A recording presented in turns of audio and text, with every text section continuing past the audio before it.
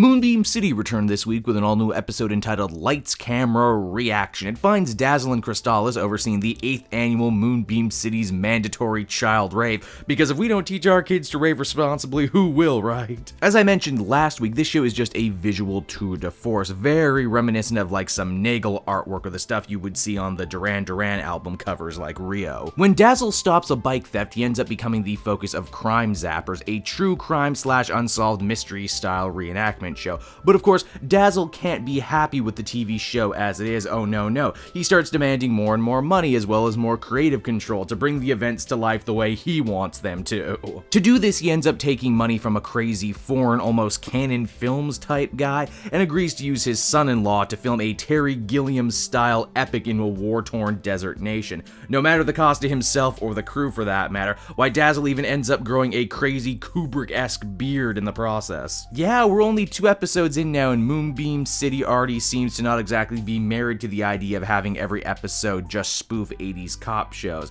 Also, at first I thought Dazzle was just a crazy guy in a mostly sane city, but now it seems that the entire city is nuts and over the top, and it's only Crystallis being the sane, straight woman during the whole thing. Rad Cunningham is also back, despite getting arrested in the last episode. Yeah, it seems Moonbeam City has a very loose continuity, to be sure. He attempts to ruin Dazzle by creating his own far less artsy reenactment in an attempt to get one over on his rival. Once again, Will Forte owns every scene he's in and really makes the character of Rad his own. This causes Dazzle to tailspin into depression, substance abuse, and just a little bit of shoe retail before he can finally get to the truth about Rad's reenactment. Did I mention that all these events seem to take place within the span of a week? Because I guess that's kind of important, isn't it? Beyond that, if I say much more about this episode, I'll just be spoiling jokes. Lights, Camera, Reaction was one of the most wonderfully chaotic 22 minutes of animated television I've seen in a very long time. I'm still very much trying to nail down and peg what sort of show Moonbeam City is, and the writers aren't exactly making it easy for me,